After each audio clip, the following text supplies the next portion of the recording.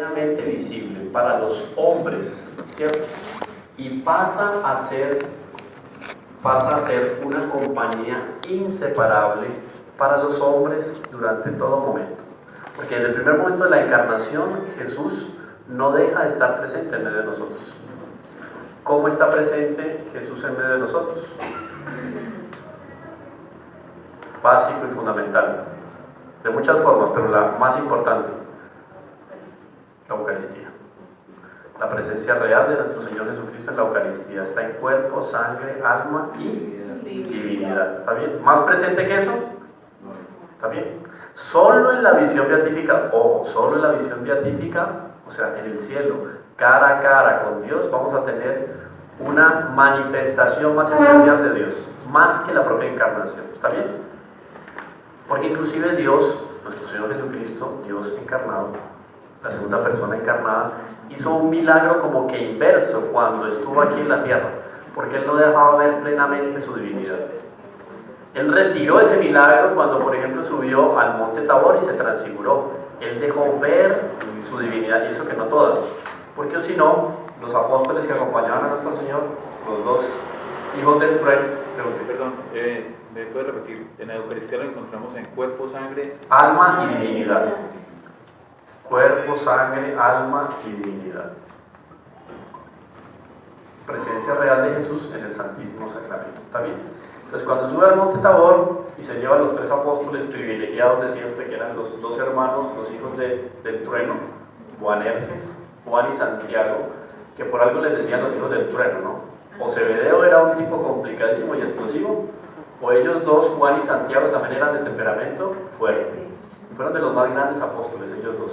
Entonces nuestro Señor se los llevaba a Juan y a Santiago y junto con ellos al primer Papa, a San Pedro. Pero en el momento de la transfiguración, a pesar de que nuestro Señor deja ver su divinidad, no deja ver su divinidad totalmente. Porque hay dos extremos que el hombre no es capaz de resistir: el extremo del dolor o el extremo de la felicidad. Y por los dos extremos se muere. ¿Está bien? Porque el alma no aguanta. Es una alegría tal. Ese fue uno de los milagros que se dio con la Santísima Virgen para que se quedara en la tierra. Porque de tal manera ella había vivido la resurrección de nuestro Señor Jesucristo, que esa alegría como que la arrancaba ella del cuerpo y se la quería llevar al cielo. O sea, para ella de alguna manera fue un sacrificio quedarse aquí en la tierra con nosotros, con los primeros apóstoles, porque tenía que sustentarnos y no haberse ido al cielo junto con su hijo, ¿no? O sea, ella tuvo una alegría también muy grande, pero a la vez la acompañó un sufrimiento. Entonces yo tengo una impresión muy grande, un susto muy tenaz en la vida, me puedo morir, no aguanto ese dolor. Y yo a veces pienso, no, dolor puede ser un dolor físico, no, dolores espirituales, de una soledad, ¿cierto?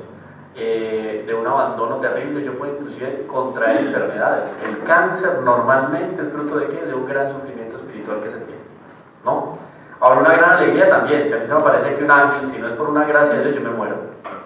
Me muero del susto, de la alegría de ver el ángel. Por eso Dios no se le manifestaba plenamente a los justos en el Antiguo Testamento. Yo no puedo hacer eso porque te mueres. El cuerpo no aguanta. ¿Está bien? O sea, no logra retener al alma y el alma se desprende. ¿Cómo se llama eso? Muerte. Cuando el alma se desprende del cuerpo se llama muerte. ¿Está bien? Bueno. Entonces, nuestro primer tema era, ¿se acuerdan? ¿Cuál les dije yo que era? Ustedes la anotaron, a ver.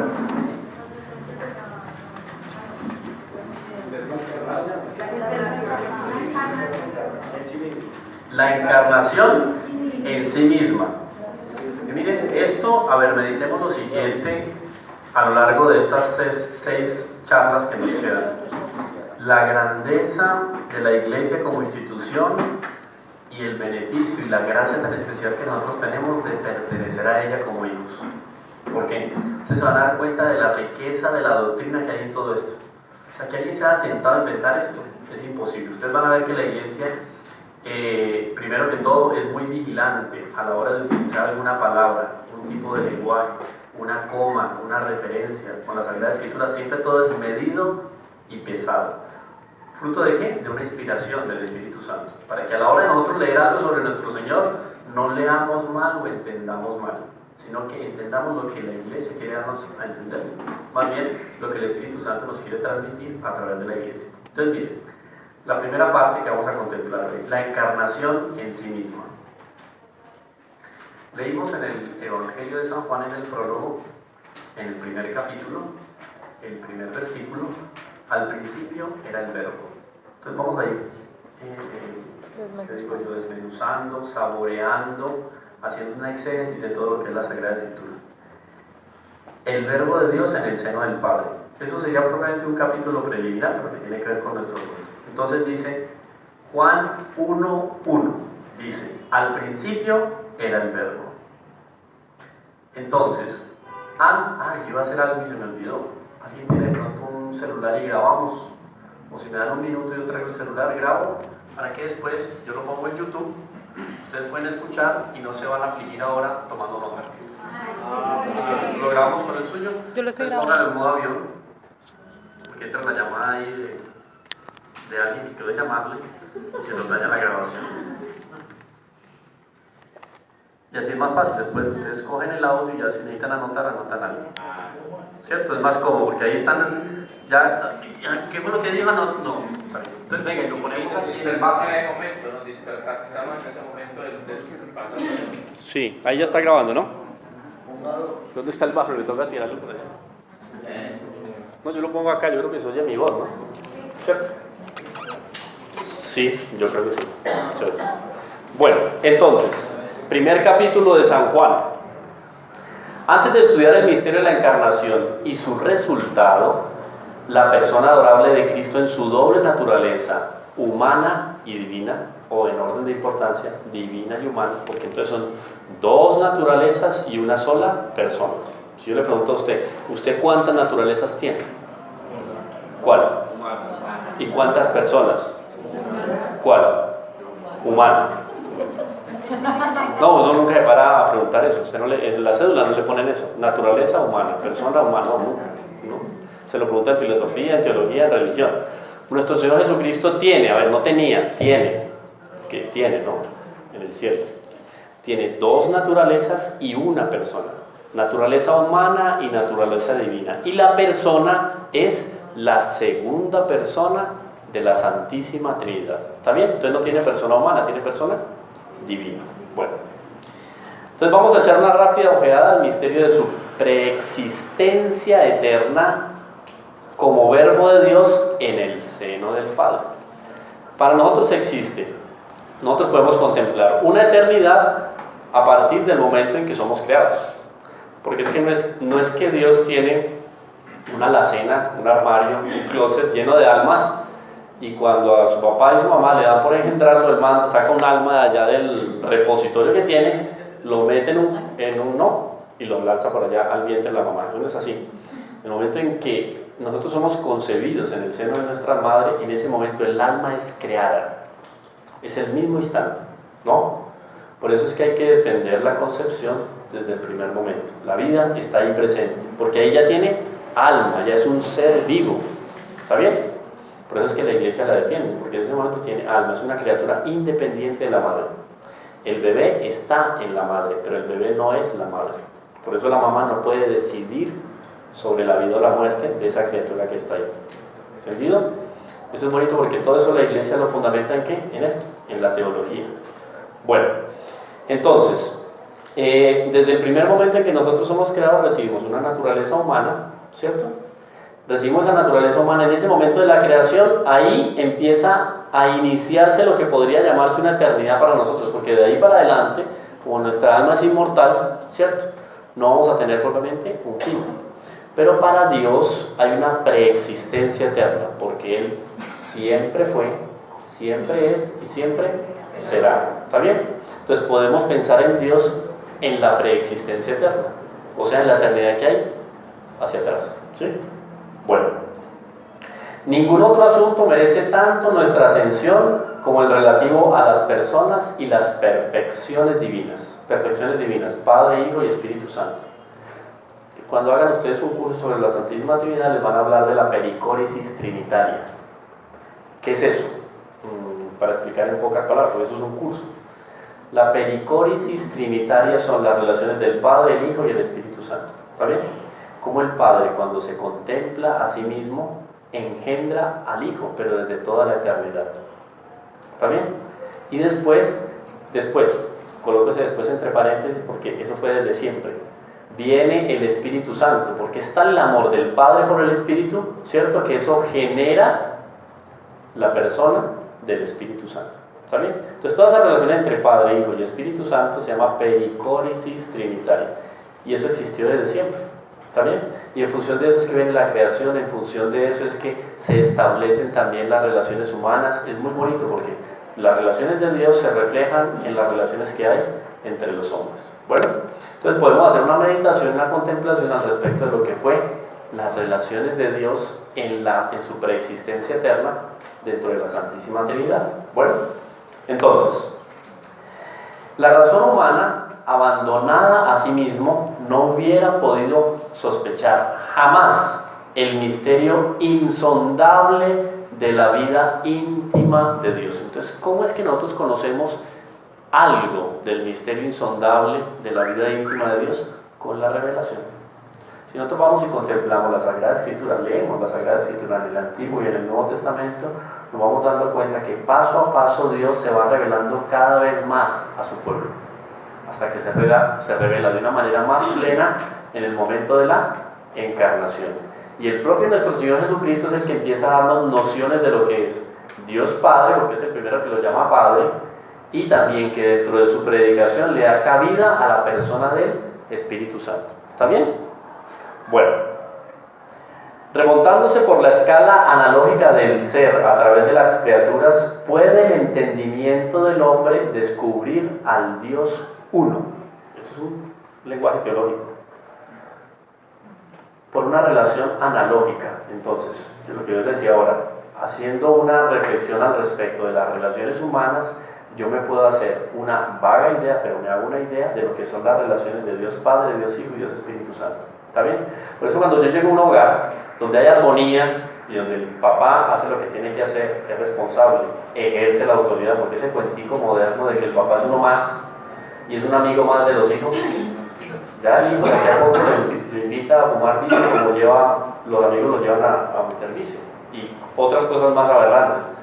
El papá, no sé si han visto esa carta, un día la leí porque me llegó por correo, la carta de un papá al hijo donde le dice que yo soy mucho más que un amigo para usted no me escogió a mí por decisión democrática, sino que fue el propio Dios que me colocó aquí, colocando en la verdadera posición al padre dentro de la familia. Bueno, cuando un padre cumple con su papel, cuando una madre cumple auténticamente con su papel y no se deja ilusionar por esas ideas modernas de que la mujer tiene que competir en todo con el hombre, que es absurdo, porque es absurdo. El hombre es diferente de la mujer es diferente al hombre. El hombre tiene virtudes que la mujer no puede imitar plenamente y la mujer tiene virtudes que el hombre no puede imitar plenamente, pero se complementan. Cuando el hijo vive de una manera obediente, es responsable, ¿está bien? Y ejerce también un papel de alguna manera de autoridad para con los hijos, con los padres, perdón, porque con el buen comportamiento, él le exige un buen comportamiento a los padres, el buen hijo. Entonces, cuando hay buenas relaciones entre padre, madre e hijos, se convierte ese lugar en un ambiente tan sobrenatural que yo puedo decir, ahí está habitando propiamente la Santísima Trinidad, está Dios. Y uno siente cuando entra a una casa, uno siente cuando entra a un lugar de trabajo, uno siente cuando entra a cualquier ambiente, aquí está Dios o aquí no está Dios. ¿Está bien? Bueno, entonces, por escala analógica, o sea, haciendo analogía de lo que es la relación del hombre, yo puedo entender algo de lo que son las relaciones que Dios tiene en la Santísima Trinidad. ¿Está bien? A la hora de yo ver, por ejemplo, un amanecer, a la hora de yo contemplar animales, yo puedo de alguna manera analógica darme cuenta de lo que es la fortaleza en Dios, la pureza en Dios, la mansedumbre en Dios. ¿Está bien? Sed mansos como... ¿Qué dijo nuestro Señor del Evangelio? Como mi Padre es manso, ¿cierto? Y yo aprended de mí que soy manso y humilde de corazón. ¿Cómo hago yo para entender la mansedumbre, la humildad y la pureza de Dios? Observando las criaturas, desde un animal hasta un hombre o una mujer, ¿cierto? Porque con sus virtudes, por analogía, yo voy a darme cuenta de quién es Dios y voy a comprender a Dios. ¿Está bien? Entonces, por un ejercicio del entendimiento y por analogía, yo puedo conocer a Dios a través de lo que mis sentidos logran captar y yo aprendo de la realidad. ¿Está bien? Entonces a eso se refiere aquí cuando dice analogía. Repito entonces la frase. La razón humana, abandonada a sí misma, no hubiera podido sospechar jamás el misterio insondable de la vida íntima de Dios. Ahora bien, remontándose por la escala analógica del ser, o de los seres, animales, lo que vimos la otra vez, ¿se acuerdan? Minerales, etc. Cada vez se va reflejando más a Dios. Remontándose por la escala analógica del ser, a través de las criaturas, puede el entendimiento del hombre descubrir al Dios uno. 3 personas, pero un solo Dios verdadero, creador de todo cuanto existe, y precisar algunos de sus atributos más sublimes. Por ejemplo, su inmensidad. Entonces, por una relación analógica, ¿cómo yo me doy cuenta de cuál es la inmensidad de Dios?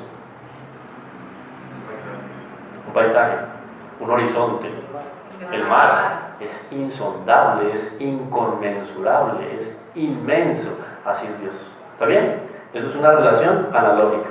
Y para eso fue hecha la creación. No crean que la creación fue hecha simplemente para darme comida, para hacerme sentir bien. No, la creación está hecha especialmente para que nosotros, por medio de la creación, en una analogía, conozcamos a quién, a Dios. ¿Está bien?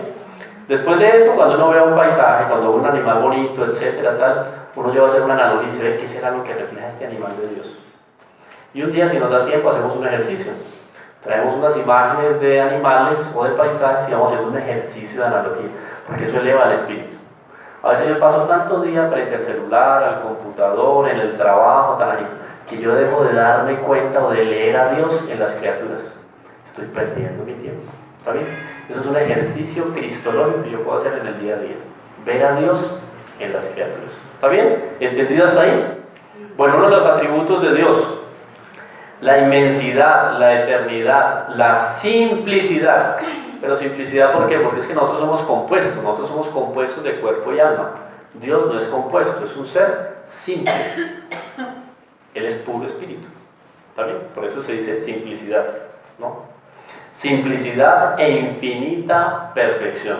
Por ejemplo, ¿ustedes sabían que Dios no es bueno? No se van a escandalizar, y eso está grabado, después yo tengo que responder por lo que estoy diciendo. Dios no es bueno. ¿Sabían ustedes? ¿Sabían? No me miran ni siquiera para no tener que responder. Dios no es bueno, Dios es la bondad. Miren que es muy diferente tener a ser. Yo puedo decir, a ver, este cuadro es agua. Esta cascada es muy bonita, tiene mucho de cascada, pero no es una cascada. Entonces yo pongo la mano, ni me mojo, es que ni fresco siento. Tiene algo de cascada, pero no es la cascada.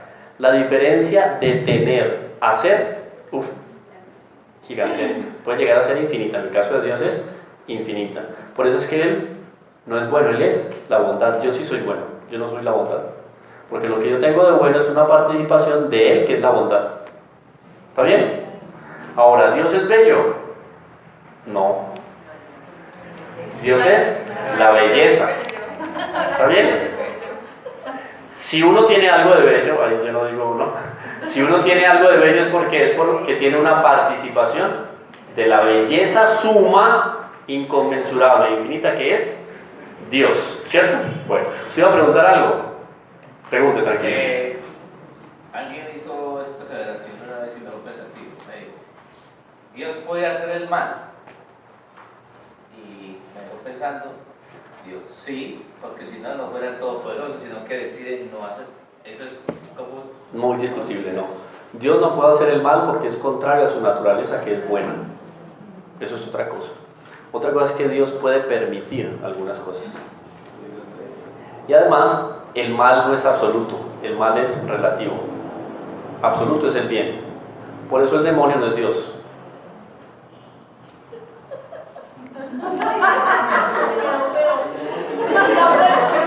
¿Está bien? Sí, sí. Claro, no, si no nos tendríamos, seríamos como los maniqueos, que por allá en los inicios del cristianismo decían que había un Dios del bien y un Dios del mal. No, existe Dios y es el bien, o es la bondad, ¿sí? Pero Él no puede hacer el mal porque el mal es contrario a la naturaleza de Dios. Por ejemplo, si yo ahora me accidento, yo no puedo decir esto es culpa de Dios, no, un momento. Hay ciertas leyes que ya mueven, por ejemplo, los astros, ¿cierto? que están puestas en dinamismo dentro de las relaciones humanas y las relaciones del hombre con la naturaleza. Y Dios es el juez. Y Dios permite que se lleven adelante ciertas circunstancias, pero siempre, eso lo deja San Pablo muy claro en sus escritos, siempre por un bien. ¿Está bien? Inclusive la muerte de él, o sea, matar al propio Dios, eso es el peor crimen de la historia, deicidio. Por eso algunos teólogos se refieren a Judas como un pecador con P mayúscula. Uy, terrible que le digan a uno así. Nosotros somos pecadores, pero no con P mayúscula. No tenemos la capacidad de matar a Dios.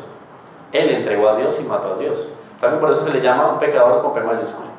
Pero inclusive los teólogos completan ese pensamiento que me parece muy bonito. Así como hay un pecador con P mayúscula, hay una misericordia con M mayúscula que puede pasar por encima de ese pecado.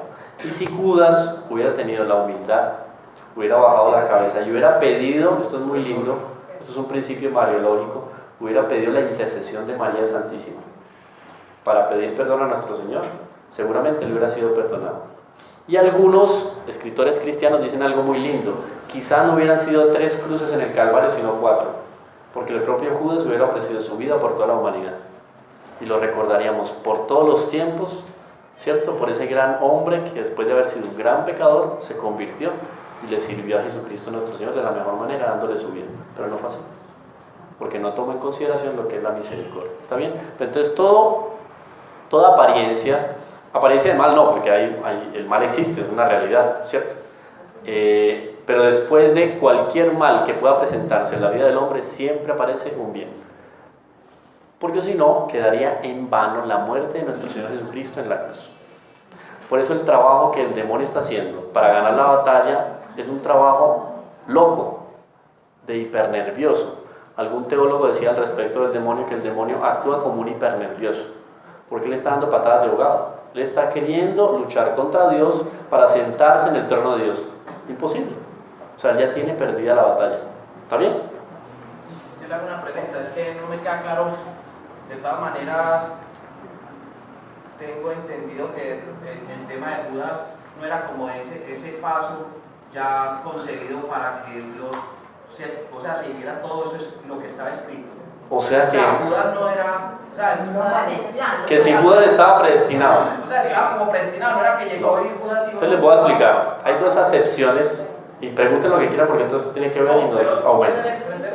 Pero yo ya le entendí. O explíqueme más. Yo siga.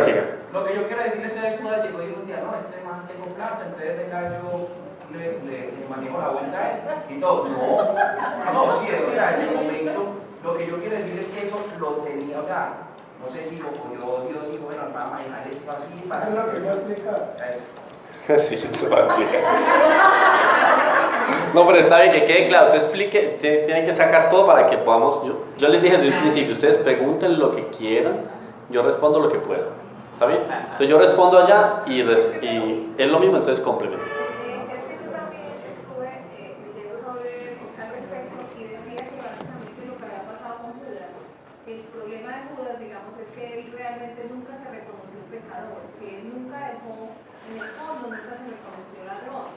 Entonces, ¿qué pasó? Al final, esa esencia pecadora y su gran pecado salió a flote, que nunca realmente reconoció su pecado. Entonces, él siguió a Cristo y a pesar de que veía quién era él y seguía sus enseñanzas, en el fondo de su corazón, él nunca dejó de ser lo que era.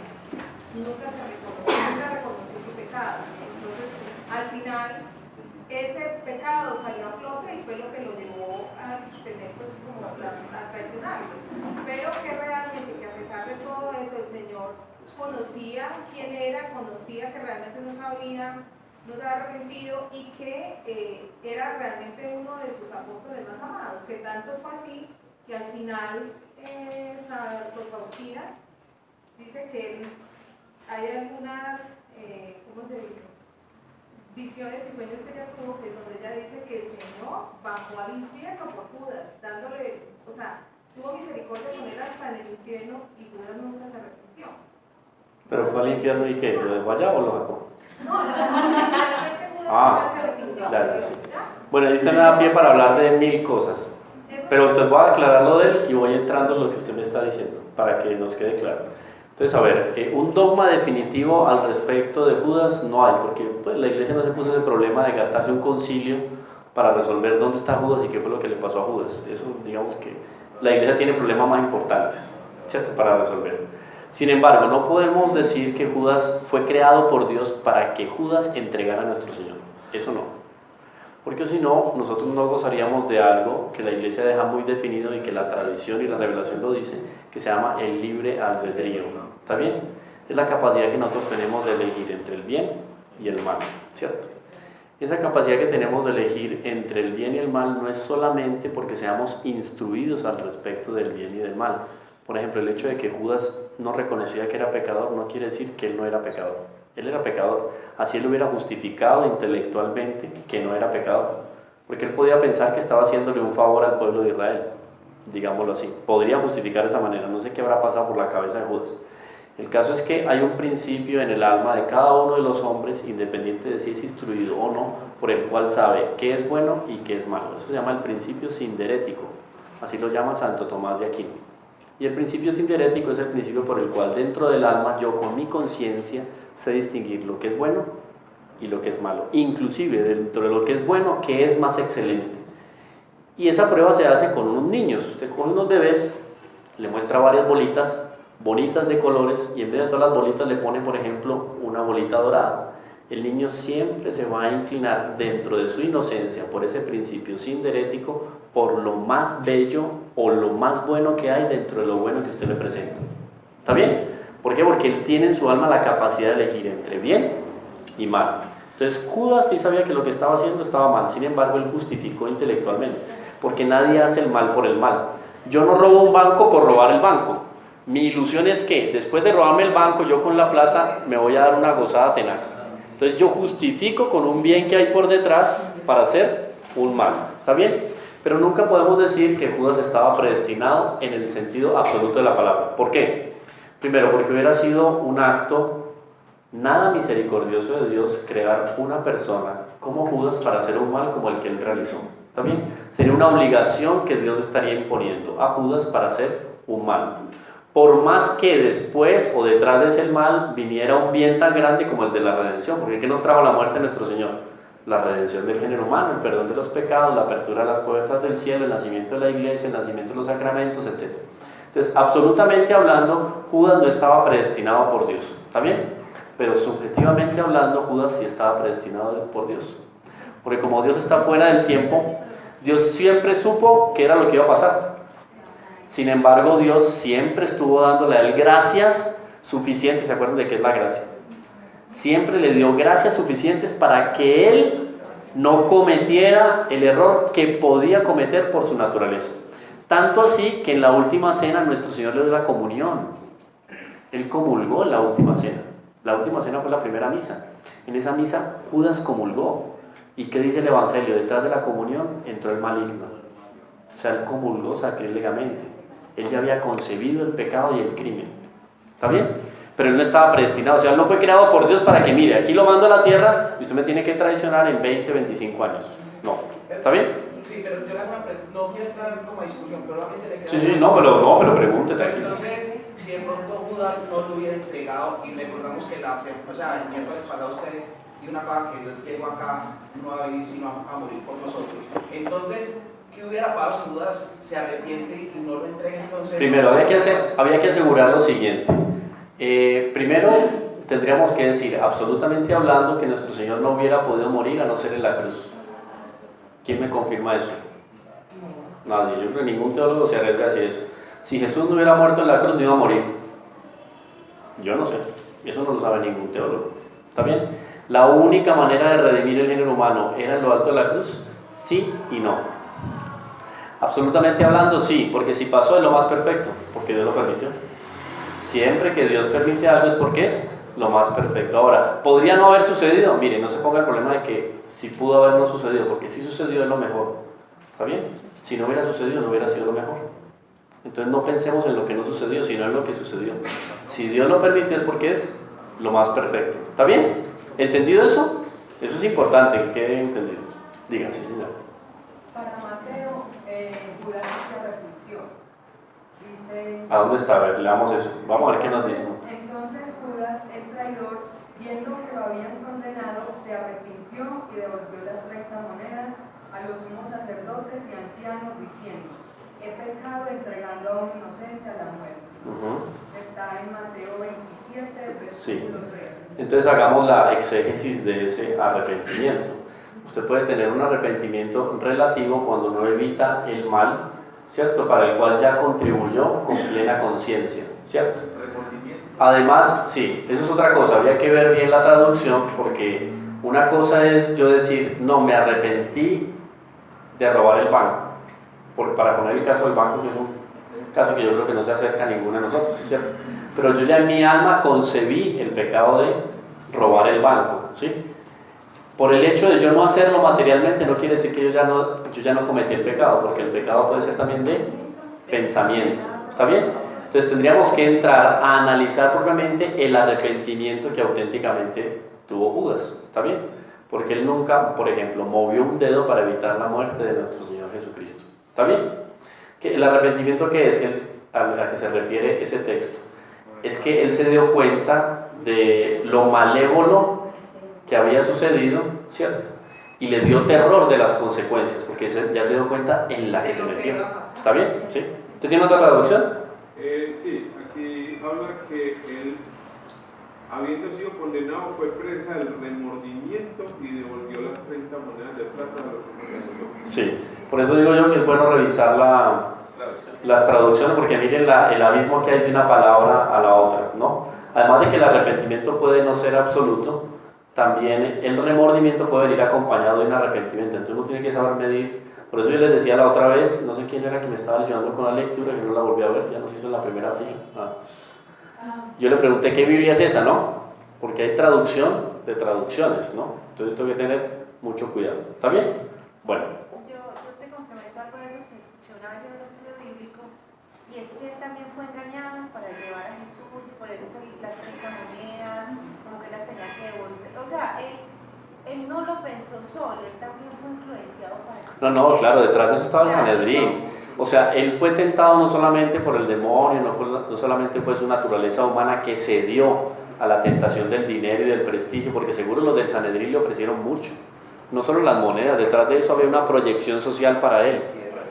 Está bien, ese fue el terror que él sintió, porque es el amargo, la hiel que se siente después de haber comido un banquete que yo sé que me va a hacer mal. Y él se dio cuenta de eso, esas monedas eran mucha plata. Además él ya tenía la platica guardada porque él era el que manejaba la limosna del colegio apostólico. O sea, ya se desviaba. Miren lo que dijo el Papa aquí en la Macarena, ¿no? ¿Por dónde comienza la perdición? Por el bolsillo. Y eso para religioso y no religioso. Si uno no se cuida, el dinero lo termina desviando. Y eso fue algunos teólogos que, digamos, no que estudien, pero que comentan más profundamente toda la decadencia de Judas, en la línea de lo que decía la señora. No fue que de un momento a otro él dijo, voy a entregar a Jesús porque esto me sale muy bueno.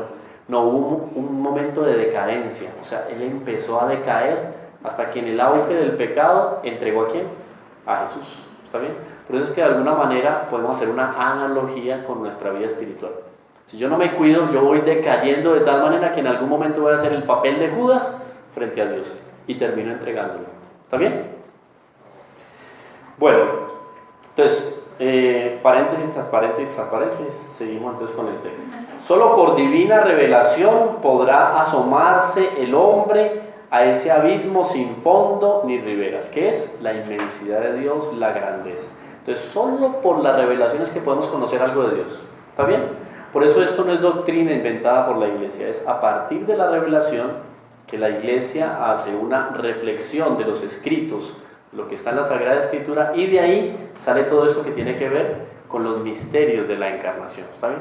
Porque a pesar de que podemos hacer un estudio muy profundo del misterio de la encarnación, pero va a terminar siendo ¿qué? Misterio. Siempre va a ser misterio. Y como siempre vamos a querer saber más, nos vamos a dar cuenta que sabemos poco, pero no por eso vamos a dejar de conocer. ¿Está bien? Bueno, seguimos entonces. Ahora bien, la revelación es un hecho, y esto queda como un presupuesto para todo el estudio que vamos a hacer. La revelación, además de que no es un invento, como ya lo he dicho, la revelación no podemos tildarla de fábula o de simplemente un cuento con moraleja. La revelación, lo que está en la Sagrada Escritura, es la palabra de Dios. Entonces es una realidad, ¿sí? Eso es muy importante. La revelación es un hecho que se hace absolutamente explícito en el momento de la encarnación. ¿Está ahí? La palabra. ¿Qué más nos va a decir Dios si está ahí? Lo estoy viendo. Por eso es que el verbo se hizo carne. La palabra se hace carne. Dios ha hablado a los hombres, aunque Dios habló de una manera gradual y progresiva. ¿Saben? Porque así como a un niño recién nacido usted no le puede dar un sancocho trifásico, porque hasta ahí le llegó, ¿no? La prole, hasta ahí llegó el niño, pasó la historia. Usted le tiene que dar a empezar alimentos, ¿qué? Blandos, ¿cierto? Usted le da leche, después le pone no sé qué, las tostaditas no sé qué, ¿cierto? Con un progresivo incremento en los alimentos, en la dureza, etc. Asimismo, con la palabra de Dios, Él fue educando a los pueblos, a las naciones y a las civilizaciones para que en un momento determinado, llamado por los evangelios como la plenitud de los tiempos, Él pudiera revelarse.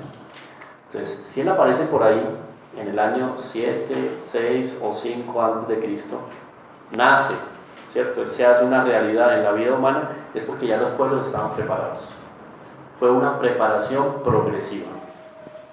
En el Antiguo Testamento aparece muy claramente Dios como el creador del mundo y un supremo legislador de la humanidad y de la ley de la naturaleza. Pero el misterio de su vida íntima permanece todavía oculto. Cuando más conocemos de Dios es cuando Jesús empieza a predicar, porque Él mismo nos da a conocer lo que es su intimidad, cómo es su vida íntima y cómo es su relación con el Padre. Solo cuando, llegada la plenitud de los tiempos, dejó de hablarnos a través de los profetas, entonces era un Samuel, un Zacarías, un Isaías, un Malaquías, lo que sea, dejó de hablarnos a través de los profetas y envió al mundo a su propio Hijo en forma humana, se descorrió por completo el velo y el hombre logró contemplar, atónito, el misterio inefable de la divina fecundidad. Miren, ahí entra María a jugar un papel muy importante. María le permite al Espíritu Santo hacerse fecundo y dar a luz a Jesús. Porque ¿quién fue no hubo concurso de varón en la gestación de María, en la concepción en el vientre de María. Pero el Espíritu Santo es aquel que se hizo fecundo en el vientre de Nuestra Señora. ¿Está bien? Bueno, dice San Pablo en la carta a los Hebreos, dice algo muy bonito.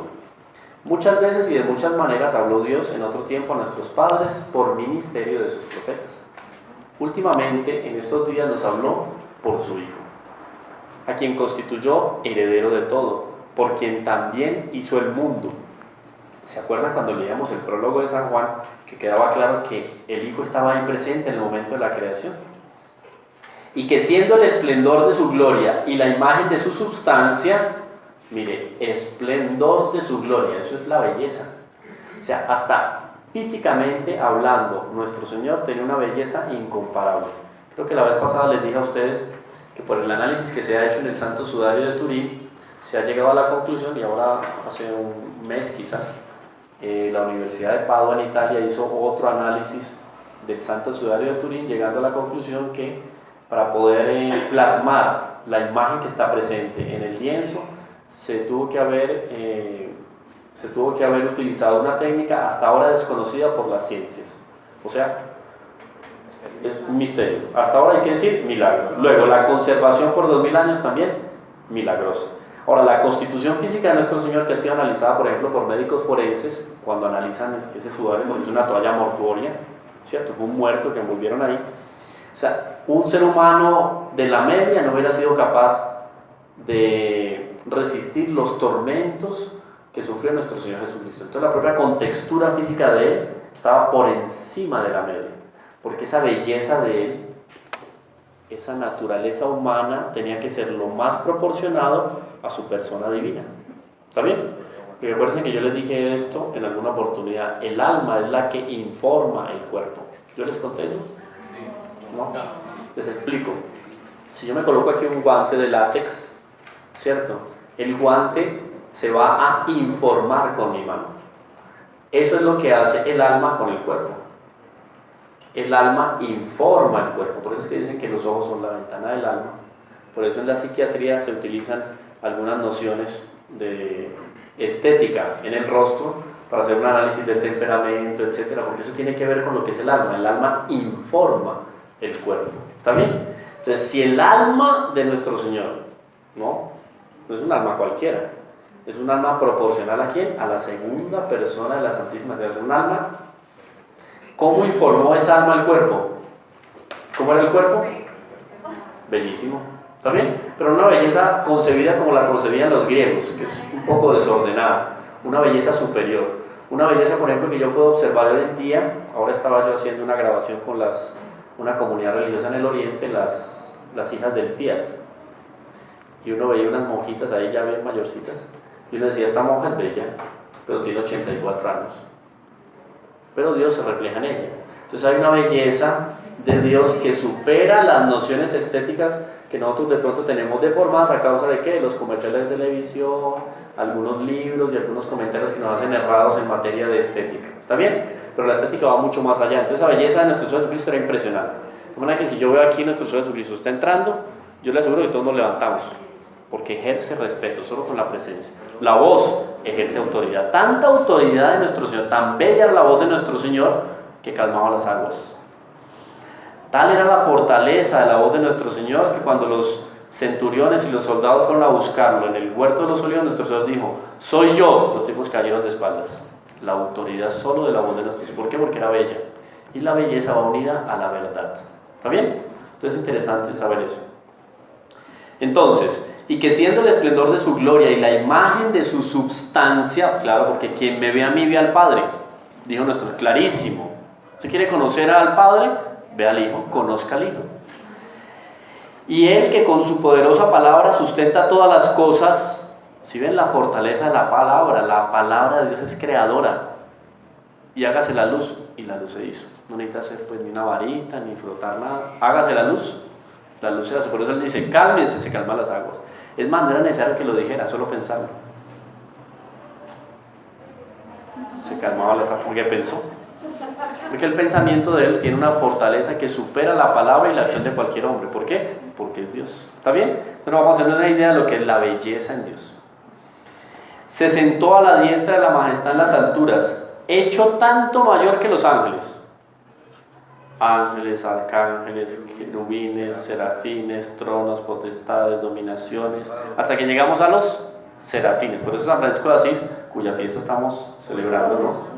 San Francisco de Asís es llamado por sus hijos franciscanos Padre Seráfico.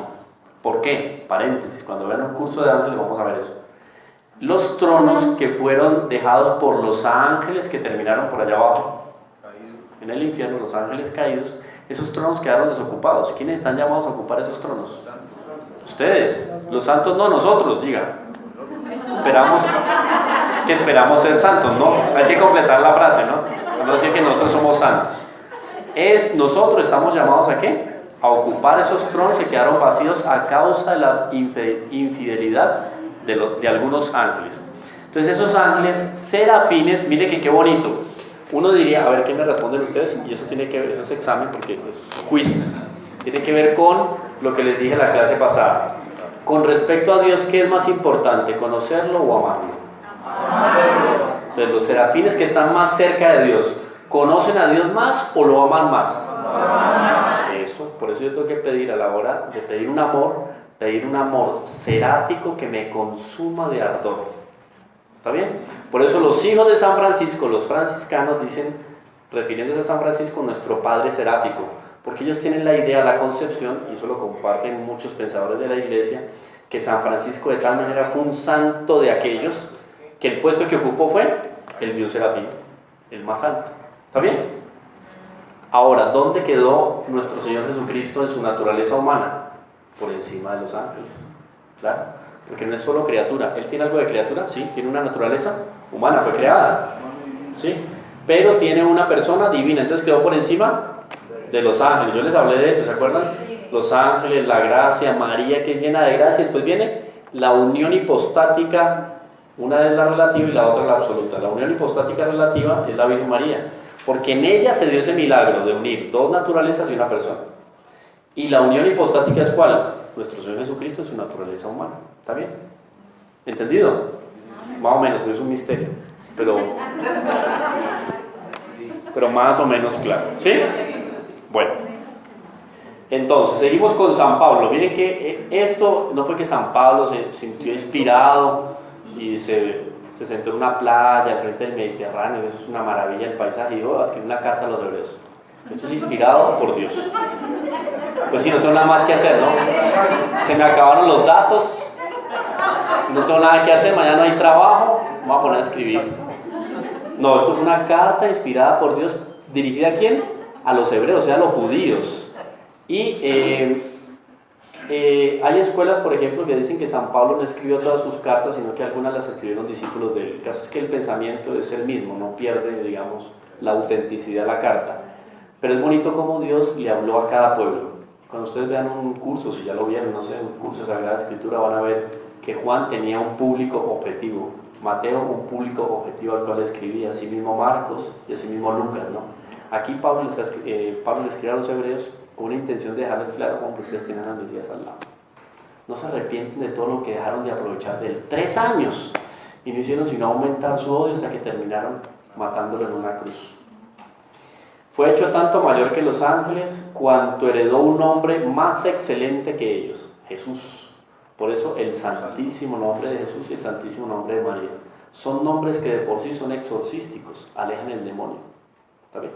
Por eso antiguamente a las mujeres normalmente se le colocaba María para acompañar el nombre, Jesús era un privilegio tener, o Cruz también el nombre, etc.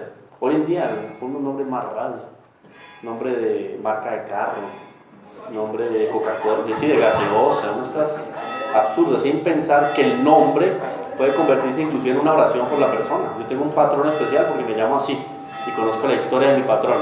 Pero hoy en día algunos que tienen un nombre van y buscan un patrono.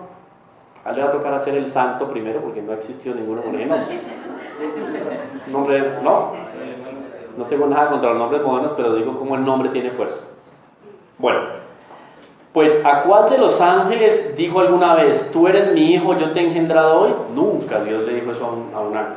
Y era una de las ilusiones que tenía Luzbel, Lucifer. Entonces, cuando Dios le revela a los ángeles que se va a encarnar y que van a tenerle que obedecer a la madre de él, que va a ser una mujer meramente criatura, ahí Luzbel dijo, non serviam, no serviré. Ahí pasó de llamarse Luzbel, Luz Bella, a llamarse Lucifer, ¿no? Ya más ligado a la oscuridad, a la traición, al odio, a la envidia, etc. Porque nuestro Señor, Dios Padre, le revela a los ángeles que se va a encarnar, ¿está bien? Y el deseo de Lucifer no era que él se hiciera hombre, sino que se hiciera ángel. Y si se hace ángel, que se haga ángel en mí. Entonces él iba a quedar elevado por encima de los ángeles. Y nuestro Señor lo bajó de las nubes. Un momentico, yo no voy para allá, yo voy para otro lado. Y ahí el hombre se desilusionó, ahí le declaró la guerra a Dios. Ahí viene todo el asunto de San Miguel, etc. Bueno. Ahora, Dios es Padre. Dios tiene un hijo, engendrado por él en el eterno hoy de su existencia. Esa frase es, ¿sí ven? Como Dios está fuera del tiempo, porque el tiempo Dios les había explicado que es una criatura y nosotros estamos dentro del tiempo, es más o menos como cuando yo me meto en una piscina, yo estoy en la piscina, yo estoy en el tiempo, Dios está fuera del tiempo. Repito, Dios es Padre, tiene un hijo engendrado por él en el eterno hoy de su existencia, o sea, desde siempre. ¿Está bien? Contemplándose a sí mismo en el espejo purísimo de su divina esencia, o sea, el propio Dios contemplándose a sí mismo, oído, no es la contemplación que yo puedo hacer de mí mismo en un espejo, eso es otra cosa, eso es un desequilibrio. En Dios, mire las consecuencias que tiene. En esa contemplación, el Padre engendra una imagen perfectísima de sí mismo, o sea, Dios Hijo, que lo expresa y reproduce en toda su divina grandeza e inmensidad. Ya tenemos entonces a Dios Padre y Dios Hijo. Imagen perfectísima, verbo mental, idea, prototipo, palabra viviente y sustancial del Padre. Ahí se constituye una segunda persona en todo igual a la primera. Entonces aquí ya hay algo del misterio de la Santísima Trinidad. Todo esto fundamentado en la Sagrada Escritura. constituye una segunda persona en todo igual a la primera, excepto en la real oposición de paternidad y filiación. Porque el hijo no es padre y el padre es hijo, no. El padre es padre y el hijo es hijo. Por eso son tres personas diferentes y un solo Dios verdadero. ¿Está bien? Que hace que la primera sea padre y la segunda sea hijo. O sea, la paternidad solo es del padre y la filiación solo es del hijo. No pueden confundirse. Por eso son personas diferentes. ¿Sí ven? Si esto no es revelado por Dios, si esto no es explicitado de la Sagrada Escritura, ¿quién se sienta y va a decir esto? Imposible. Si esto no es fundamentado ahí, porque es el propio Dios que se reveló, ni siquiera los ángeles. El hombre, al entender cualquier cosa, prorrumpe también en un verbo mental. Silla. Silla. Ustedes se imaginan una silla, quedó en la cabeza. Que no es otra cosa que la idea de la cosa entendida. Silla, queda la idea aquí en mi cabeza. Pero esta suerte de generación intelectual, una idea, que da origen a nuestras ideas, es diferentísima de la generación intelectual que da origen al Verbo eterno en el seno del Padre. ¿Por qué? Por la capacidad que tiene infinita de Dios verse a sí mismo y contemplarse. ¿Está bien? Es como si usted, pero guardar las infinitas desproporciones, podríamos decir. Guardar las infinitas desproporciones que hay entre el hombre y Dios, ¿cierto? Usted puede imaginarse a sí mismo de tal manera, usted hace un ejercicio de imaginación de sí mismo y usted dice, uy, casi que me imaginé a mí totalmente, todo, me analicé física e intelectualmente. Por más que usted se imagine todo, usted no va a generar otro usted, imposible. En Dios sí. ¿Está bien? Porque es rica la capacidad que Él tiene, eterna y creadora, la capacidad que Él tiene de contemplarse y de hacerse una idea de lo que Él es. ¿Está bien? Sin embargo, la segunda persona de la Santísima Trinidad no es una idea, es una persona, que es diferente, es mucho más, ¿no? Diga, señora. Yo puedo pensar entonces de que en esencia el Padre es igual en esencia. Si lo piensa usted, lo tenemos que pensar todos porque eso es doctrina. La esencia es la misma porque es Dios. Exacto, porque sí, la sustancia es la misma también. El Padre está en el Hijo y el Hijo está en el Padre. En el hacer son diferentes. Los conocemos por diferentes actuaciones en la creación. Nosotros, sí. Nosotros conocemos a Dios Padre especialmente por todo lo que hace relación o referencia a la creación. Conocemos al Hijo especialmente por todo lo que hace referencia a la redención. Y conocemos de manera especial al Espíritu Santo en todo aquello que hace relación a ¿qué? O que hace referencia a la santificación. ¿Está bien? Pero es el mismo Dios porque en esencia es lo mismo. ¿Está bien? Bueno, seguimos entonces. Entonces, explico esto porque es un ejercicio que nosotros hacemos mental y que nos desempolva lo que tenemos aquí. Que a veces lo usamos solamente para peinarnos, para tener cabello, los que todavía tenemos algo, pues, para ponerse un sombrero o para otras cosas. Y a veces tenemos la cabeza empolvada gracias al falso progreso que el mundo nos promueve hoy en día o nos profetiza más bien. ¿Está bien? Entonces miren, vamos a ir haciendo el análisis poco a poco. En el hombre la acción de entender se distingue realmente del hombre que entiende. Es diferente. La acción de entender es diferente al hombre. ¿Está bien? Yo estoy entendiendo. Es diferente de mi persona. Está en mi intelecto, porque es una idea. ¿Está bien? No puedo ponderarlo. El dedo es diferente. El dedo sí es parte mía. ¿Sí me hago entender? Puedo ponderarlo. Ahora bien, la idea, el entendimiento es algo accidental, distinto del sujeto. Por eso es que todos los hombres somos dignos por naturaleza, independiente de nuestra inteligencia. La inteligencia es un accidente. Yo puedo ser bruto. Bruto es un término filosófico, carente de inteligencia, pero no dejo de ser hombre.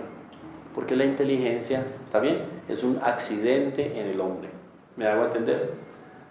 Todos los hombres gozamos de la misma dignidad, tenemos los mismos derechos y tenemos las mismas obligaciones porque tenemos naturaleza humana. Pero si unos tienen más inteligencia que otros, no son más dignos. ¿Está bien? Porque en esencia somos los mismos, somos hombres. El peso es un accidente. Es que accidente no quiere decir que sea malo. Que yo pienso en accidente, me choqué y me hice daño. No, accidente es otra cosa. Accidente en términos filosóficos es eso. ¿Está bien?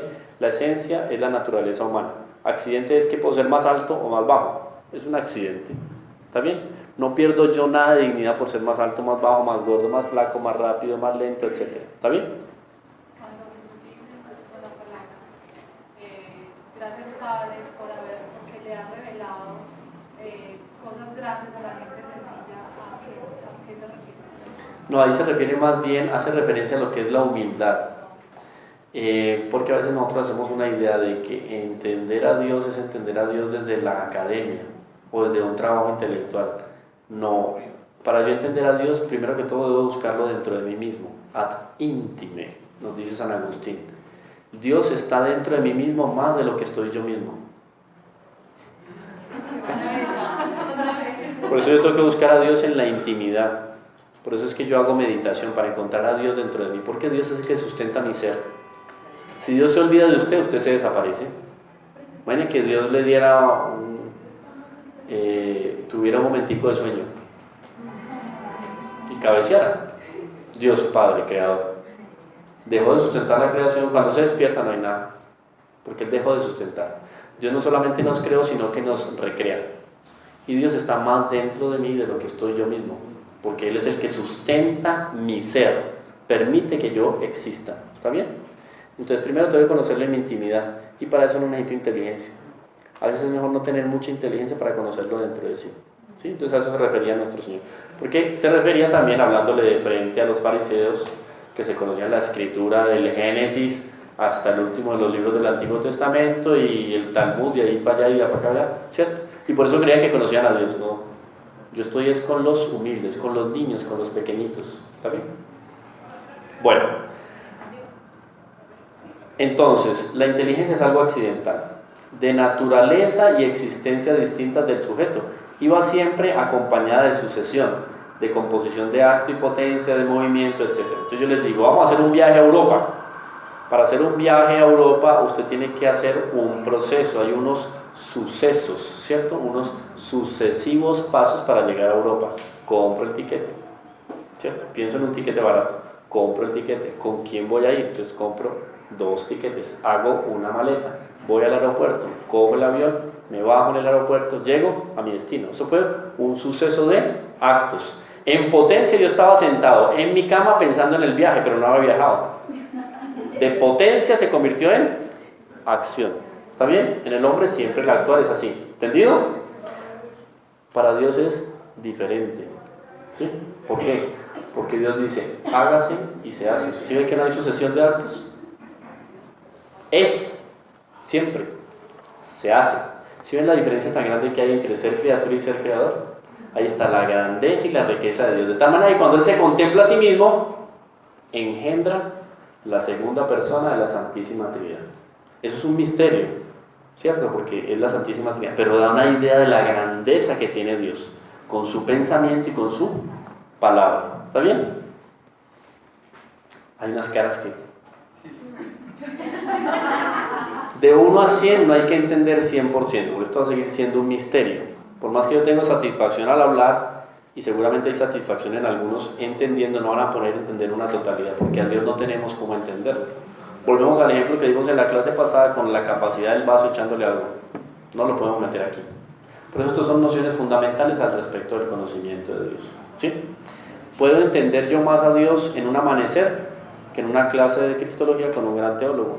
¿Está bien? Porque por la gracia, por la participación de la vida divina de Dios en mí, Dios me puede dar más a conocer de Él, de lo que puedo encontrar en todos los libros, en cualquier tipo de biblioteca del mundo.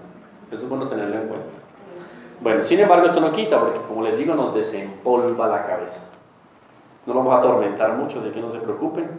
Son ya las 8:20. Entonces, vamos rapidito. Y esto es la introducción para la encarnación.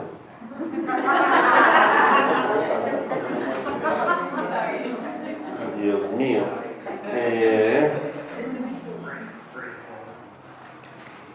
Me voy a adelantar un poquito, ¿sí?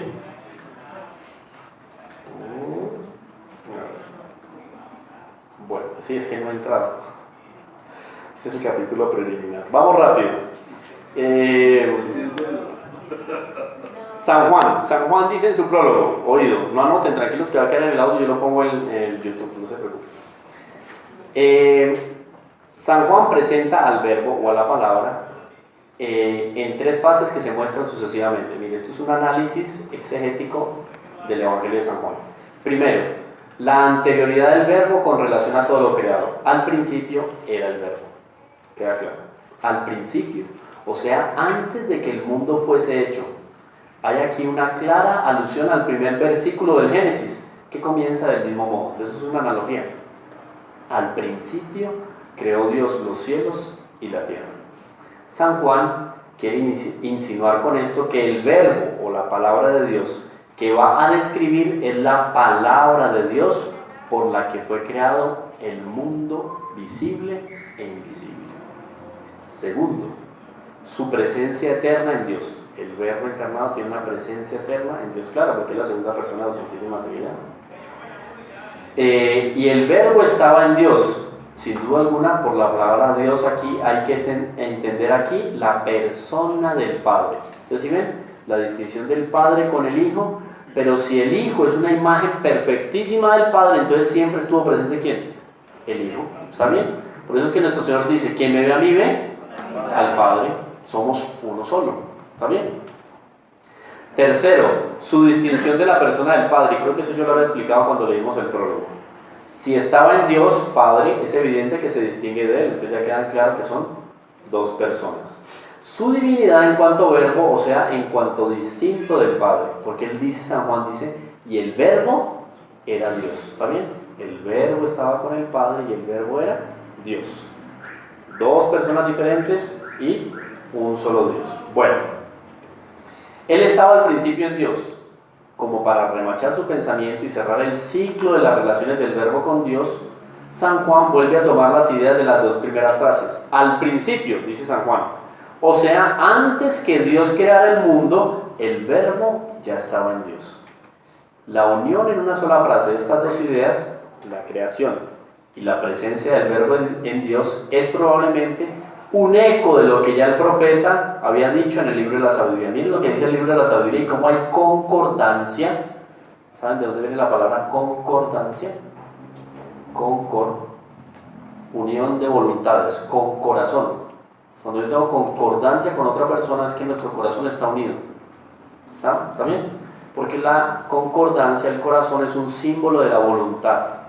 Entonces, en concordancia, los textos del Nuevo Testamento tienen que ver con el Antiguo Testamento. Entonces miren lo que dice el libro de los Proverbios. Cuando fundó los cielos, estaba yo.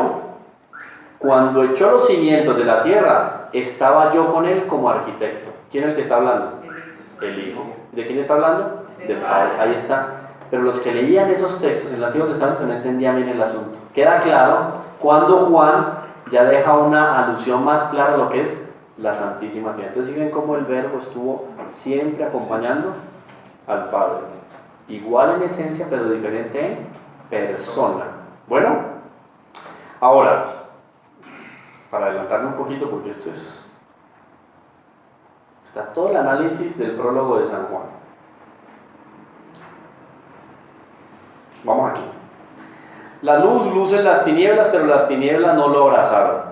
2 son las principales interpretaciones que se han dado a este versículo. Según la primera, expresaría una queja dolorosa, yo se los comenté, una queja dolorosa del apóstol San Juan, al comprobar que los hombres cierran voluntariamente sus ojos a las claridades que le vienen del verbo, creador de todas las cosas, vida de nuestra vida y luz de nuestra inteligencia. A esta luz salvadora, los hombres han preferido su oscuridad y su pecado. Ahora bien, ahora sí viene el tema. ¿Cuál fue la introducción? Dios mío, ¿qué vamos a hacer? Pero bueno, que nos quede una noción, eso es importante. Y el verbo se hizo carne. Juan, capítulo 1, versículo 14. El Hijo único de Dios, el Verbo eterno, consubstancial con el Padre, o sea, de la misma sustancia del Padre, y por el que han sido hechas todas las cosas, queriendo procurar a Dios una gloria infinita, salvar a los hombres perdidos por el pecado, restablecer y perfeccionar por nuevas y más admirables manifestaciones de su providencia, la gran obra de la creación, ha tomado una naturaleza humana en la unidad de su persona divina y se ha hecho hombre. ¿Cómo se llama esto? Unión hipostática. Oído. Aunque las eternas maravillas de la vida divina en el seno de la Santísima Trinidad sean en sí mismas superiores a las obras divinas realizadas en el tiempo, o sea, cualquier milagro que nuestro Señor Jesucristo hizo en su vida pública está por debajo de lo que son las maravillas y las relaciones milagrosas que hay de la Santísima Trinidad. Eso no tiene comparación y para nosotros es incomprensible porque se sale de lo que nuestra capacidad intelectual puede asimilar. Es como que usted lo invitaran a un teatro especialísimo, el más bello, no sé, el Teatro de Bellas Artes de París, una cosa así espectacular. Usted llega y entra y usted va a lograr contemplar durante un minuto lo que son las relaciones de Dios Padre, Dios Hijo y Dios Espíritu Santo. Entonces lo anuncian trompetas, la mejor orquesta, los mejores artistas con los mejores trajes, y durante un minuto usted logra gozar de lo que son las relaciones de Dios Padre, Hijo y Espíritu Santo. Usted sale porque conoció a Dios en su relación íntima. Eso vale más que usted haber contemplado a Jesús caminar por las aguas, a Jesús resucitar muertos, a Jesús curar leprosos, a Jesús restaurarle la vista a los ciegos, ¿Está bien? Porque usted está viendo algo de la vida íntima de Dios. Este gran misterio nos ofrece el doble interés de las grandezas divinas y de las cosas humanas admirablemente unidas, puesto que es el misterio de un Dios que se nos ha dado y la fuente de todos los bienes sobrenaturales concedidos a los hombres después del pecado de Adán. Todo lo que se dio de manifestación sobrenatural, espectacular, gloriosa, épica, heroica en el Antiguo Testamento es un vago reflejo de lo que se puede evidenciar en la persona de nuestro Señor Jesucristo. ¡Ay, que el rey David fue un tenaz! ¿No? Claro, mató a Goliat con una onda, recuerdan, ¿no? Y el hombre quedó por encima de todo y cualquier guerrero. Un acto heroico espectacular. Moisés, que fue capaz de aguantarse el pueblo de Israel por 40 años en el desierto. Uy, Dios mío, toda esa gente poniéndole problema. Heroica la paciencia de él. Abraham, la perseverancia en la fe. Lot también. Job, cargando con todas las desgracias que le trajo la vida, ¿no? Que no fueron males hechos por Dios, ¿no? Sino males hechos por el demonio y permitidos por Dios. Eso es otra cosa. Bueno, todas las veces que usted pueda sumarse. Judas Macabeo, que luchó contra los griegos para no caer en herejía y dejarse arrancar el espíritu religioso y la adoración de Yahvé, heroico. Todas esas grandezas, usted súmelas, póngalas en un solo personaje, nada en comparación con Jesús viéndolo rezar, por ejemplo, en el Huerto de los Olivos. Allá hay heroísmo, allá hay fortaleza, allá hay compatibilidad, allá hay inteligencia, allá hay todo lo que quiera hasta ahí. O sea, todo lo que la gracia de Dios le dio a los hombres en la antigüedad y le está dando a los hombres en estos tiempos y le dará hasta el fin de los tiempos, es nada en comparación con las grandezas que nosotros observamos en un Jesucristo puesto en lo alto de una cruz. Un poco para medir la grandeza de ese hombre. Entonces, cuando uno mide eso, uno dice, ¿cómo es que viendo a Jesús, algunos dijeron, yo lo odio, quiero la muerte? Si ven entonces la gravedad del pecado de Judas y el susto que se metió el hombre cuando dijo, ay, ¿la que hice? Es como cuando usted se mete por una calle en contravía y en la esquina se encuentra un guarda de tránsito. Usted dice, ay, Dios mío, ¿dónde me metí? O que son las 6:15 de la tarde y usted está enfrente de una cámara de fotomulta y se da cuenta que tiene pico y placa. ¿En qué me metí? Bueno, eso, guardadas las infinitas proporciones, cuando el hombre entregó las monedas, dijo, no, yo no quiero estas monedas, yo, como para librarse un poquito de la carga que tenía de haber entregado a semejante hombre. ¿Está bien? Para que uno se haga una idea de la magnitud de la presencia de nuestro Señor. Bueno, esto es un CD, salió un CD al mercado, con el Sermón de la Montaña, original, grabado a orillas del mar de Galilea en el siglo I de nuestra era. ¿Usted cree que ese CD se queda sin vender? Todo el mundo se va a comprar el CD para escuchar la voz de quién. Porque si la sombra curaba, ahora la voz. Por eso es que hay alguna música inclusive que lo puede poner a uno más cerca de Dios o lo puede alejar de Dios. el arte lo puede acercar a Dios o lo puede alejar de Dios, porque en todo hay una presencia de Dios. Y cuando no hay presencia de Dios y hay ausencia de Dios, se presenta el mal. ¿Está bien? Bueno.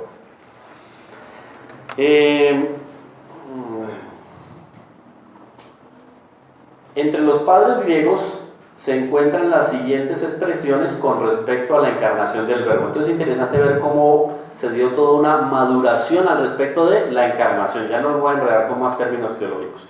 Miren, por ejemplo, cómo los padres antiguos, los padres griegos, se referían a la encarnación. Humanización, incorporación, asunción. ¿Por qué asunción? Porque la naturaleza humana fue dignificada con la encarnación. Uy, qué privilegio, Dios se hizo hombre. Lucifer quería el privilegio de que él se hiciera ángel. No, Dios se hizo hombre. De alguna manera nosotros podemos decirle a los ángeles: oiga, quedamos mejor que ustedes. Dios nos dignificó porque se hizo hombre. Por eso, asunción. Revelación, claro, porque con la encarnación se corre el velo, se revela a Dios, se deja ver. Manifestación de Dios, bueno, más evidente. Unión, conjunción, unión de Dios con el hombre. Y sobre todo, economía. Eso es interesante. La economía, ¿qué es la economía? Es una transacción que se hace entre dos o más personas. Ahora, la mayor economía que se ha hecho en la historia es la de la encarnación, porque es lo que más Dios nos pudo haber dado, Él mismo. Y además de eso no se quedó ahí en la encarnación, se dio la Eucaristía. Entonces fue lo mejor que recibimos de Dios, la mejor transacción de parte de Él. Ahora Él espera de parte nuestra, ¿qué? El mejor pago. ¿Cuál es el mejor pago? ¿Qué es la fe? Es una respuesta amorosa a Dios. ¿Está bien? Entonces en esa economía nuestra respuesta es ¿qué? La fe. ¿Y qué es lo que Dios nos da? Todo se da a sí mismo, inclusive hasta la muerte. ¿Está bien? Por eso este término, economía. Ahora bien, entre los padres latinos son frecuentes otras expresiones. Por ejemplo, asunción tiene que ver incorporación, inhumanación, federación, conversión, aparición, etc. Pero sobre todo aparece un término en los padres latinos que no aparece en los padres griegos. ¿Cuál es? Encarnación. Entonces, cuando ustedes escuchen hablar de la encarnación del Verbo, se van a dar cuenta que siempre se tuvo en consideración lo que eran los padres griegos, ¿cierto? Y los padres latinos. Entonces, en los padres latinos nace este término de la encarnación y la Iglesia lo asume como el término más apropiado para referirse, ¿cierto?, a la presencia de Dios en medio de nosotros en una naturaleza humana. ¿Está bien? Bueno.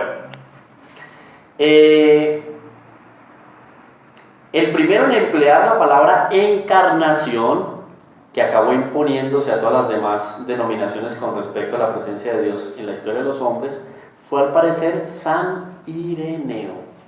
San Ireneo. San Ireneo, no sé si aquí lo dice, bueno, aquí cita el texto, Adversus Eresus. San Ireneo fue discípulo de San Juan. O sea, él está muy cercano de lo que es la era apostólica. Y por eso es uno de los personajes de mayor realce en la historia del cristianismo. Entonces fue San Ireneo, porque hay un Irineo también, este es Ireneo. San Ireneo fue el primero en utilizar el término encarnación. Entonces, ¿cuál es la explicación? El misterio de la encarnación consiste realmente, oído, en la unión de la naturaleza humana con la divina en la persona del Verbo. Eso es la encarnación. Repito, para quien después va a oír el audio y va a escribir, la encarnación consiste realmente en la unión de la naturaleza humana con la naturaleza divina en la persona del Verbo. Eso es la encarnación. Muchos errores se dieron al inicio del cristianismo. Decían, por ejemplo, que Jesús era hombre con apariencia divina. ¿Está bien? O que era Dios con apariencia humana. Y la Iglesia dijo, no, un momentico, no tiene apariencia. Él es hombre y es Dios verdadero. ¿Está bien? Pero tiene dos naturalezas y una sola persona.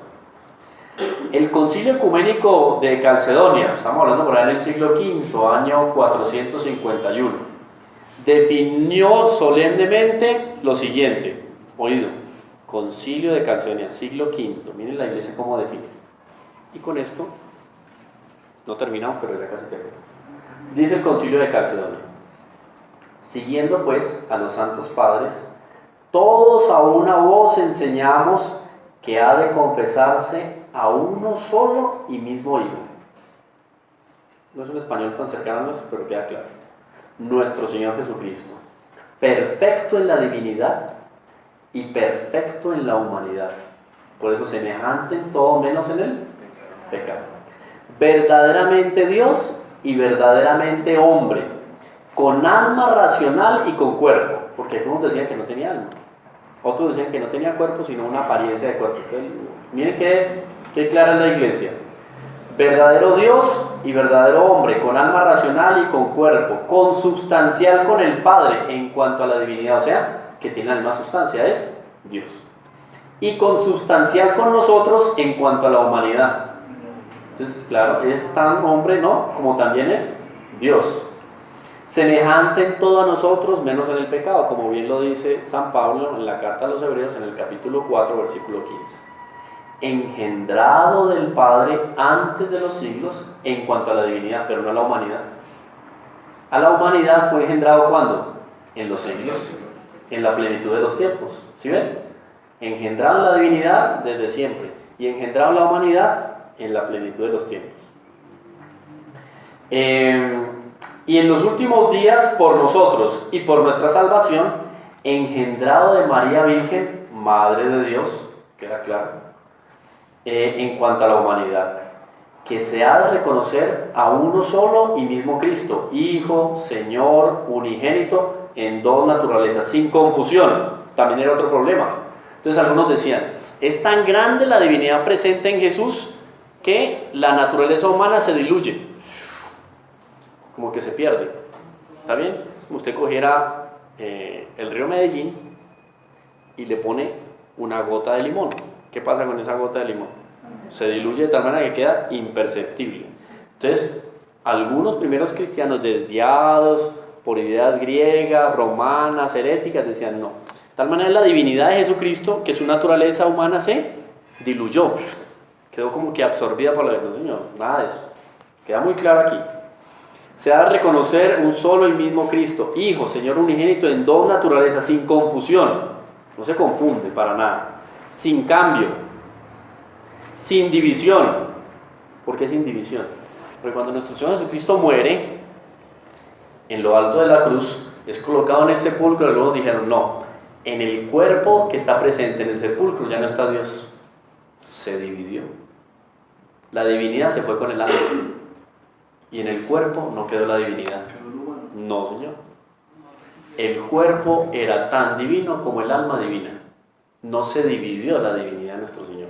Por eso el cuerpo que estaba en el sepulcro era divino. ¿Está bien? Y el alma que bajó al infierno, etcétera, también divino, porque la divinidad no se separó ni del cuerpo ni del alma. ¿Está bien? Sin cambio, sin división, sin separación. En modo alguna borrada la diferencia de naturalezas por causa de la unión. No. Es hombre y es Dios.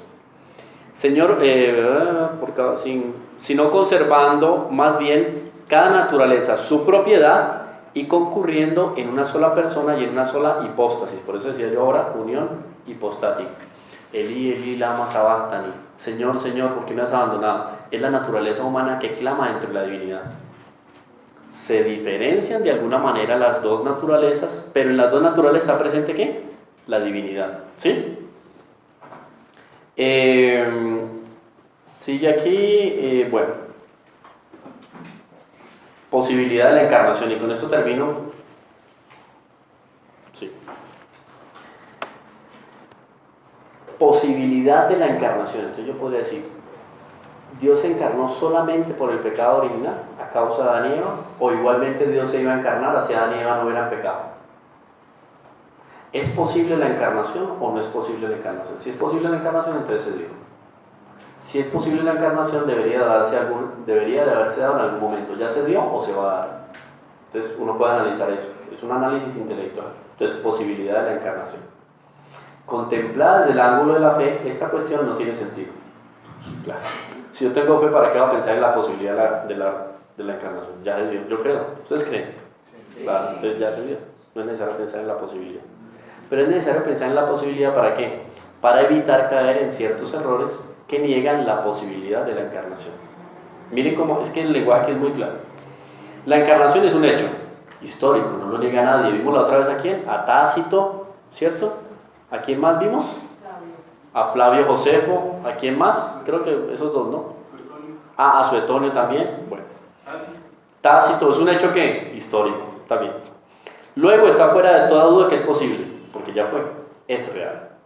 Pero supuesta la revelación divina del gran misterio, la naturaleza, la razón natural, puede rebatir los argumentos de los herejes e incrédulos, demostrando con argumentos filosóficos o naturales que no hay inconveniente ni dificultad alguna para que pueda realizarse el misterio de la encarnación. Entonces lo que vamos a tratar de decir aquí en 7 minutos es que si yo voy a hacer un análisis filosófico del hecho de la encarnación, es posible que se haya dado. Entonces no hay necesidad de dudar.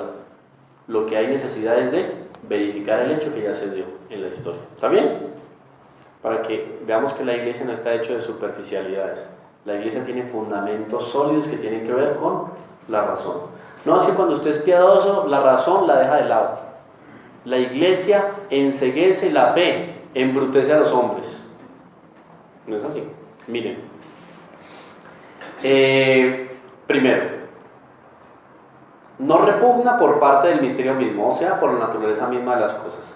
¿Por qué? Porque la esencia de la encarnación consiste en que las dos naturalezas íntegras e inconfusas, o sea, que no se confunden, sean terminadas por el verbo y subsistan en una persona divina. O sea, es imposible que en el propio Dios no pueda darse una realidad como la que se dio históricamente. Es imposible negar que Dios tiene la capacidad de asumir una naturaleza humana. ¿Está bien? No solo porque la creación lo confirma, ¿está bien? Sino que como para Dios nada es imposible, esta realidad tuvo que haberse hecho presente en la historia de los hombres. Primero, sería eso. Después, no repugna tampoco por parte de las circunstancias. Ahora bien, ¿cuáles fueron las circunstancias de la encarnación? Ninguna de las circunstancias de la encarnación relativas al tiempo, por ejemplo el lugar, Nazaret, la Virgen María, etc., contiene nada que repugne a la naturaleza humana o al poder de Dios. Dios tenía el poder y la capacidad de hacerlo. Tanto así que durante el siglo I, el siglo II, el siglo III, nadie negó que María fue madre de Jesús. Nadie negó los milagros de Jesús. Nadie negó el alcance, el poder de la prédica de Jesús. Nadie negó ¿qué? El hecho histórico de que Jesús se hizo presente en un momento histórico y cambió la realidad de los pueblos. ¿Está bien? Entonces, si nadie se atrevió a negar, era porque era tan evidente el hecho. Es como yo hoy en día decir, no, es que es imposible que Napoleón haya existido, porque como yo no lo conocí. ¿Estamos a cuánto de Napoleón? 230, 250 años de existencia. Está cercano, ¿cierto? Ahora, si esos primeros que estuvieron cercanos a Jesús nunca negaron la existencia de Jesús, ¿con qué argumentos, inclusive científicos, yo puedo hoy, después de 2000 años, negar la existencia de Jesús? O sea, Jesús es un hecho histórico, ¿está bien? Todas las circunstancias que rodearon la vida de Jesús son tan evidentes que nadie la negó en los siglos sucesivos a la aparición de Jesús. Por lo tanto, ¿a qué me lleva eso? A la conclusión lógica de Jesús fue un personaje extraordinariamente grande que apareció en un momento determinado, cambió el rumbo de las naciones y dejó un mensaje que tiene resonancia hasta hoy, 2017 años después. ¿Está bien? Entonces no hay ninguna repugnancia, es evidente, puedo aceptarlo, por lo tanto sucedió. ¿Listo? Bueno, 3 minutos.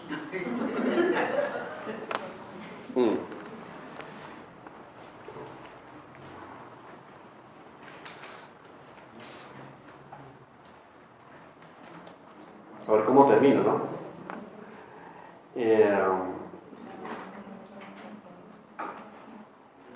Esto es interesante porque aquí vamos a concluir la conveniencia, la necesidad y el motivo de la encarnación. ¿Está bien? Miren esto: conveniencia, necesidad y motivo de la encarnación. Para la manifestación de los divinos atributos, como dice San Pablo, las cosas invisibles de Dios se manifiestan a través de las cosas creadas. Repito, las cosas invisibles de Dios se manifiestan a través de las cosas creadas. Ahora bien, la encarnación del Verbo nos da a conocer de modo admirable la infinita bondad de Dios. ¿Por qué? Porque no despreció la debilidad de nuestra pobre naturaleza humana. Segundo, su infinita misericordia, ya que fue capaz de remediar nuestra miseria sin necesidad de tomarla sobre sí. Fue semejante a todos nosotros menos en el pecado. Su infinita justicia, que exigió hasta la última gota de la sangre de Cristo por el rescate de la humanidad pecadora.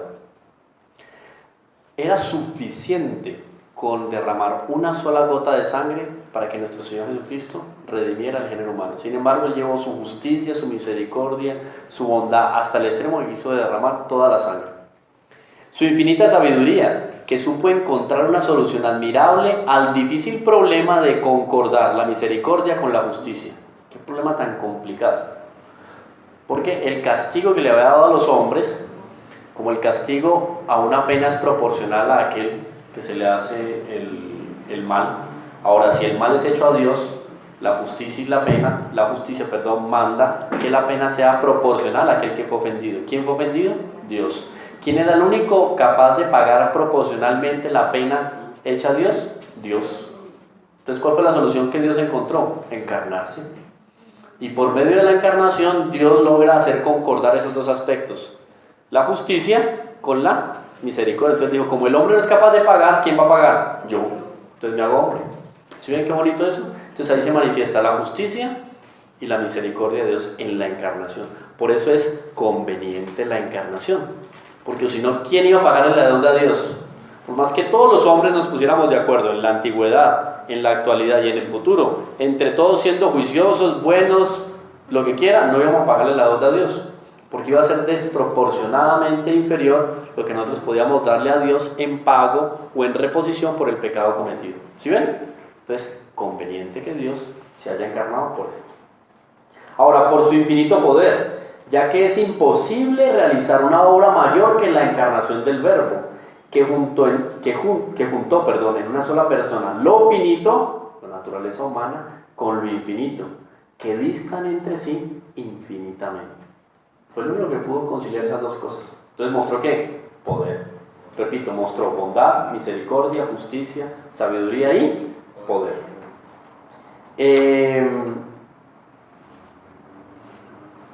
Aquí hay no alcanzo.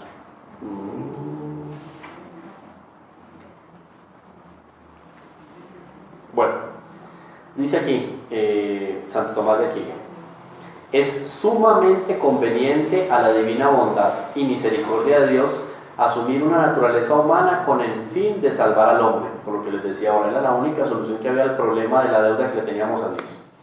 El poder de Dios se manifiesta además uniendo a lo que dista entre sí infinitamente, lo finito de lo infinito. Al asumir la naturaleza humana, Dios no asumió el pecado, sino únicamente sus flaquezas y penalidades introducidas por la misma justicia divina en castigo al pecado de Adán y Eva.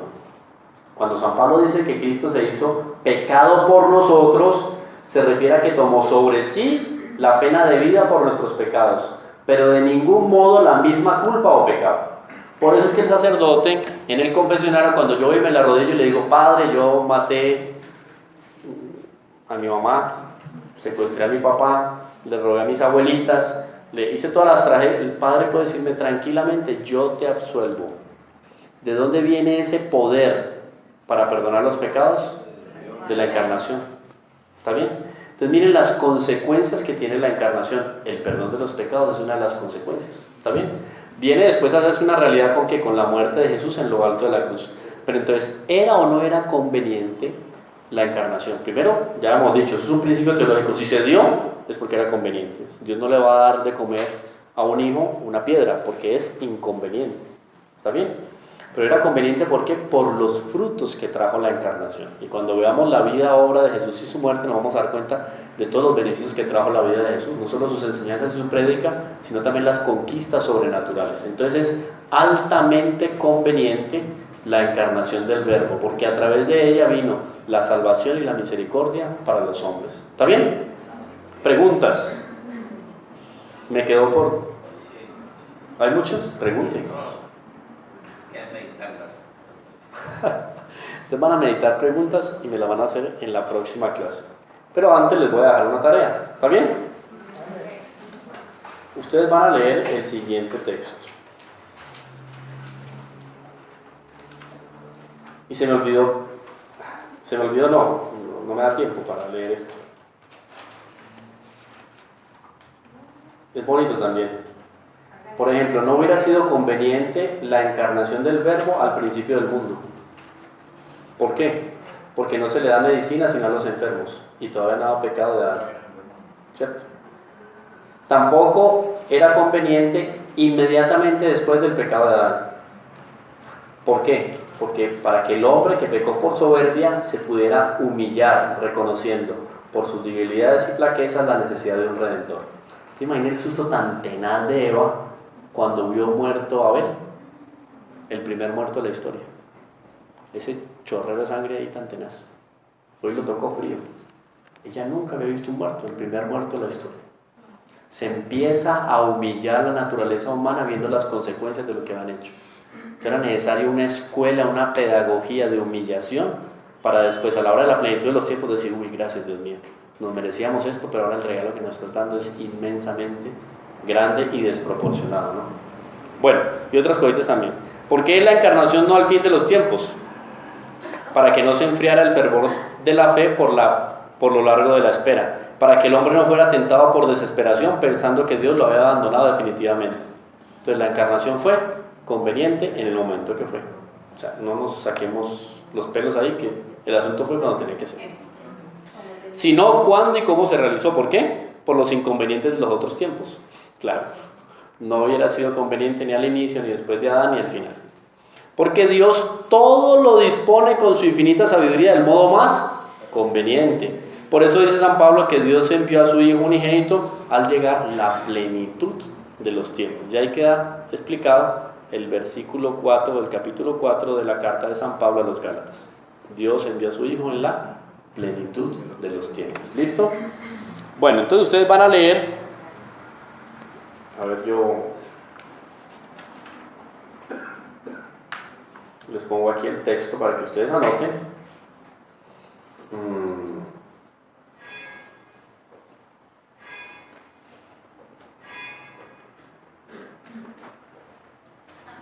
Está este texto. 4 de marzo de 1979. 4 de marzo de 1979. Escriban. En latín, Redemptor hominis. Es una carta encíclica de Juan Pablo II. Hominis. Redemptor hominis. El redentor del hombre. ¿No? Esas palabras en latín tienen que ver con las primeras palabras del texto que el Papa publica. Redemptor hominis. Ese redemptor es MP. Redemptor. MPT. Redemptor hominis. Entonces ustedes van a leer. No se la van a leer toda. Bueno, ni siquiera la lee toda. Pero ustedes van a leer el capítulo 2, solo el numeral 7 y 8. Capítulo 2, el misterio de la redención. Punto 7, en el misterio de Cristo. Y el 8, la redención, creación renovada. ¿Está bien? 4 de marzo de 1979, Juan Pablo II, Redemptor hominis. Esa es la tarea. Y conversamos al respecto de algunas preguntas que tengan para la próxima clase. ¿Listo? Dios los bendiga entonces y que tengan buena noche. Vamos a rezar una Ave María para terminar. En nombre del Padre, del Hijo, del Espíritu Santo. Amén. Dios te salve María, llena eres de gracia, el Señor es contigo. Bendita tú eres entre todas las mujeres. Bendito es el fruto de tu vientre, Jesús. Santa María, Madre de Dios, ruega por nosotros pecadores, ahora y en la hora de nuestra muerte.